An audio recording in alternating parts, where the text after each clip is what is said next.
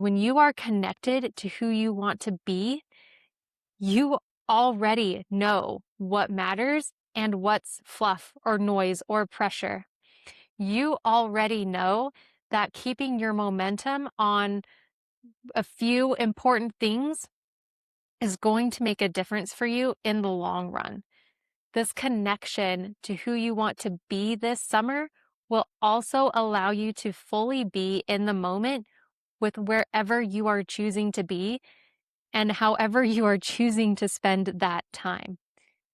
When you are connected into who you want to be, this changes everything. Welcome to Breakthrough Mode, the podcast where we intentionally get into the driver's seat of our lives, shift out of monotony and mediocrity, and step on the gas towards becoming the person we were always meant to become.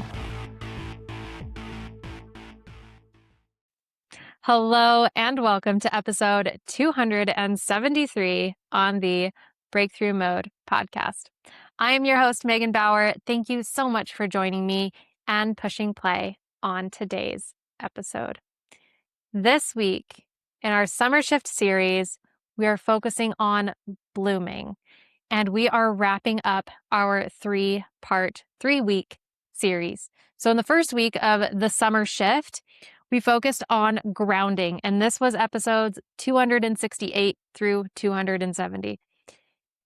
And this meant that we focused on deciding what mattered most.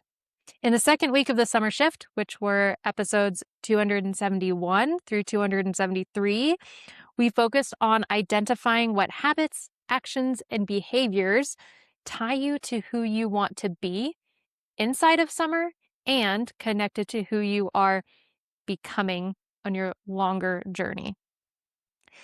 The work that you did in those 2 weeks creates your very own summer filter. This is how you personally create the best summer you could have. First, you use this filter to create your own personal summer rhythm. This is your non-negotiable baseline habits, your important work or projects, and the activities that restore you. Remember, we talked about protecting the habits that protect you. Those things go in first because that takes care of you. And when you are taken care of, then you have the capacity and the ability and even kind of the desire to take care of anybody else. So everyone wins when you take care of you first. So make sure that those things are on the schedule, are on the docket, are on whatever it needs to be on so that you take care of you. Then you use your filter to prevent overscheduling your calendar. Summer is not about constant activity, although there are plenty of things that you could do. Not everything is meaningful. Not every trip out, not every event, not every this, that, and the other is meaningful. And when you try to make everything meaningful, you water down the whole thing, to be honest. So leave room for unscheduled days and for that spontaneity that summer invites you to partake in. After everything has gone through your filter, be fully present in what you do choose to do and allow yourself to go all in. So when you are taking the time to take care of you and you are working on your own personal work or your projects or your calling or whatever it is, be all in on that. Allow yourself to know that you are taking care of you and that at the other end of summer, this is going to be something that you are going to be so glad you maintained. And it's okay that the kids get to fend for themselves for a little bit. It's okay. Allow yourself to be all in there because later at some other time or maybe some other day, you are going to be doing something else with your kids or with your family or with your friends or whatever that you then get to be all in on and be fully present for. And letting go any of the feelings of I should be doing this or any of the guilt over not being productive. You get to enjoy both. You get to allow yourself to be productive and know that it's okay for all of this unscheduled time for anybody who depends on you. And you get to have that fun time without necessarily being productive. And you fully appreciate both opportunities when you allow yourself to be all in with whatever you choose to do for the moment. Then, when you answer this invitation to be spontaneous, I invite you to romanticize the ordinary moments. Here's what I'm talking about here. I'm talking about root beer floats on the porch. I'm talking about running through the sprinklers with otter pops, or lighting a fire pit and having s'mores, or evening walks, or walking to the local school and playing on the playground, or whatever it is. There are these ordinary moments that can really mean so much when they are added up throughout the summer. And your opportunity here is to really romanticize them, because these are the things, honestly, that everyone will probably remember the most. Remember when we used to have root beer floats on the porch? Remember when we used to do that? Remember this? And yes, they'll remember the big things, but probably not as much as you think. One time we went camping. This was several years ago. We went camping. We were sitting around a campfire, and we honestly weren't very far from home. Like, really, we were super close. We were maybe 40 minutes from home. So it's not like we went out to some exotic destination or some national park or anything like that. We were very close to home. We went camping. We were sitting around the fire, and my oldest, who was probably 8, 9, I think she was 8 or 9. My oldest looked to us, to Jake and I, who were sitting there around the campfire, no tech, no phones, no nothing. And she said, "Thank you for making the time to do this." This was not what I would call an extraordinary moment. It wasn't Disneyland. It wasn't Arches. It wasn't Moab. It was Sundance, for crying out loud. And it meant a lot to her. So as you think about summer and the opportunities that you have to create these moments that maybe you wouldn't classify as magical or extraordinary or amazing, know that they can still create impact. They still can have meaning. And you get to create that for yourself. You can't necessarily create it for anyone else, but you can create that for yourself. So look for these opportunities to be spontaneous.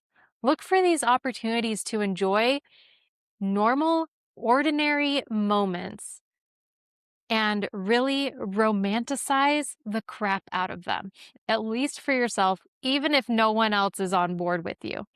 Because it might not change anybody else, but it can change how you feel about summer.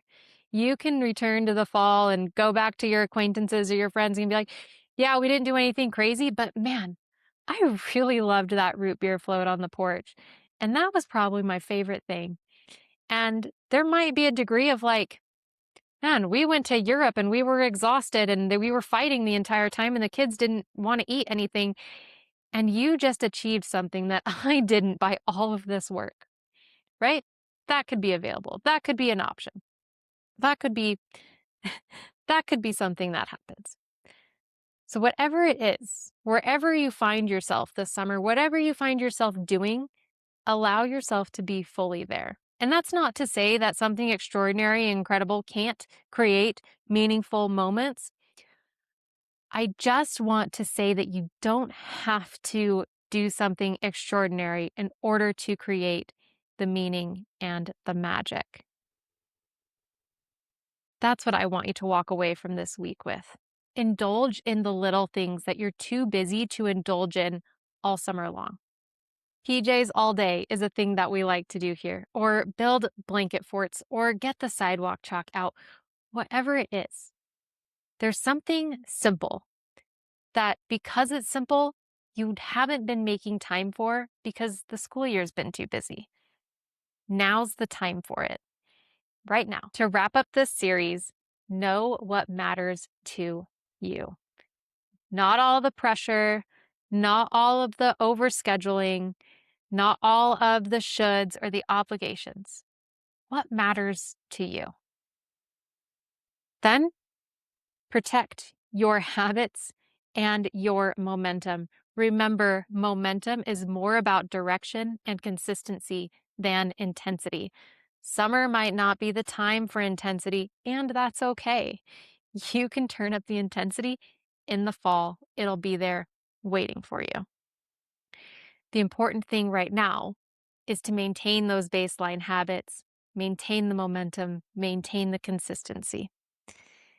And then the third piece is to stay connected to who you want to be this summer and who you want to become.